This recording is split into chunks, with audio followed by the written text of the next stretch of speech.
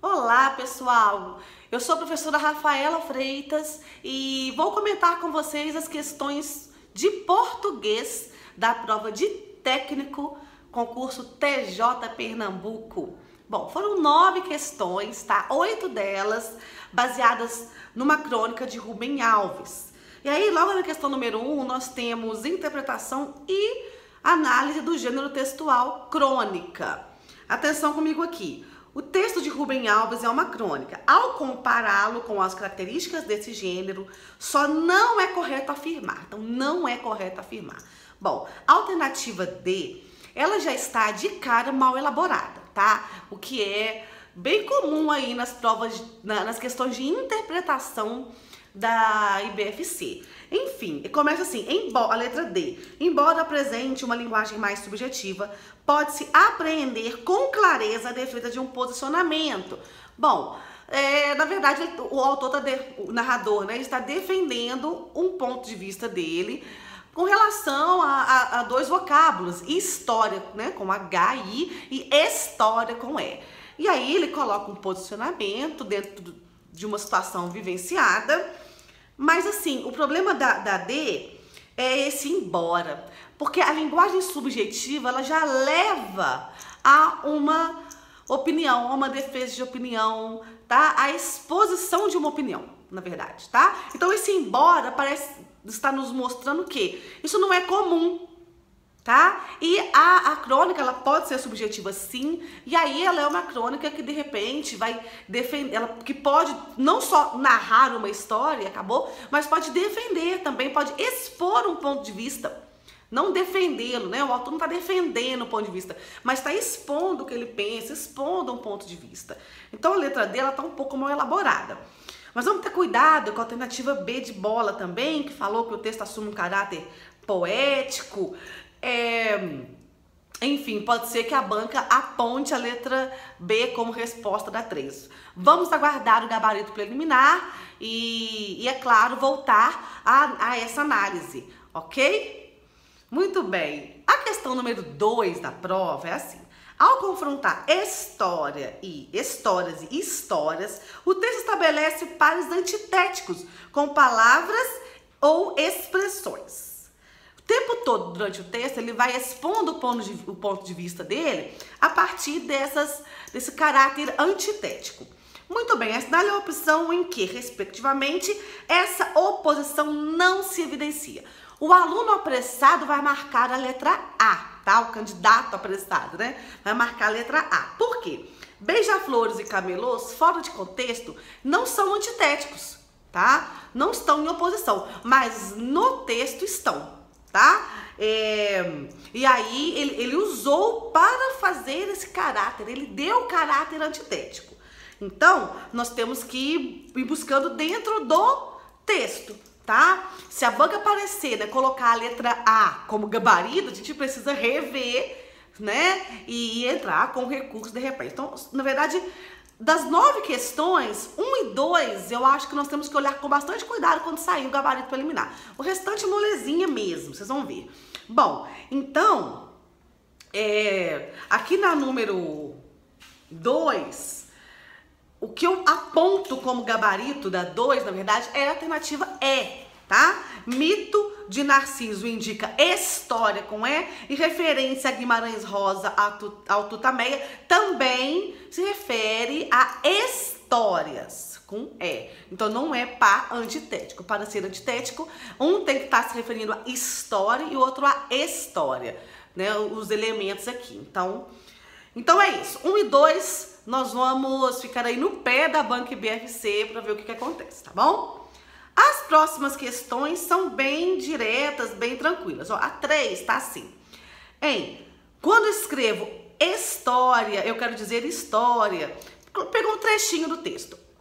Ocorrem 2 períodos. Quanto ao correto emprego da pontuação, de acordo com a norma, faça um comentário adequado. Bom, pela lógica, né, o gabarito aqui da 3 é letra B de bola. Deveria haver uma vírgula antes de cada uma das 2 ocorrências do pronome eu, porque são orações adverbiais temporais deslocadas. antecipadas. Então, elas devem ser isoladas pelo uso da vírgula, tá? Na 4, o emprego do pronome demonstrativo em ele começa com esta afirmação. O esta é um pronome catafórico. Ele vai antecipar algo que será falado na sequência. Então, o gabarito aqui não pode ser outro, tá? É letra A. Aí, para as questões 5, 6 e 7, a banca destacou um trechinho, né? E a resposta que lhe daria seria... E a questão número 5 já logo foca nesse lhe que está grifado. O pronome destacado, lhe, cumpre um papel coesivo, mas também também sintático na oração. E aí quer saber a função sintática dele. Gente, o lhe é sempre objeto indireto. Então, gabarito letra D, objeto indireto. Aí na 6, temos assim, o emprego do futuro do pretérito do indicativo cumpre um papel expressivo no trecho. Isso porque... no contexto, sinaliza ações. Gente, futuro do pretérito é ações no futuro. Só como é do pretérito, é aquela famosa ação que poderia acontecer, mas não vai acontecer. E aí, a 6, gabarito é ações futuras que não serão realizadas. 7. No último período, ocorre um jogo de palavras entre os advérbios, explicitando a seguinte figura de linguagem. Gente, questãozinha casca de banana, né, da IBFC. Porque o candidato com certeza ficou em dúvida entre a alternativa C e a alternativa E, paradoxo ou antítese. Mas volte ao enunciado, eu sempre falo isso. Tá em dúvida entre duas? Volte ao enunciado. Ocorre um jogo de palavras entre os advérbios. Os advérbios, quais são os advérbios? Nunca e sempre. Gente, jogo de palavras é antítese. Jogo de ideias, nós não temos palavras antagônicas, nós não temos duas palavras opostas. Aí seria um paradoxo. Então, termos opostos, palavras opostas, tá? Antônimas. Aí sim é antítese. Se a banca marcar paradoxo, recurso nela, tá? Então, ó, alternativa é antítese. 8. A oração destacada em confiando no rigor do revisor. Não li o texto corrigido. Nós temos aí, confiando no rigor do revisor, uma causa. É uma oração reduzida, mas você pode desenvolver. Já que confiamos no rigor do revisor, e aí fica clara a ideia de causa, tá bom? Alternativa A. Muito bem. A última questão, tá?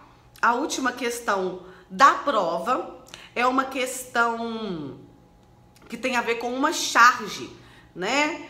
Com uma charge que foi trazida aqui, linguagem mista. Olha lá, o humor do texto orienta-se pela relação entre elementos verbais e não verbais. Ela vai perguntar justamente por um elemento verbal. Claro, chefe, fiz uma retirada sustentável.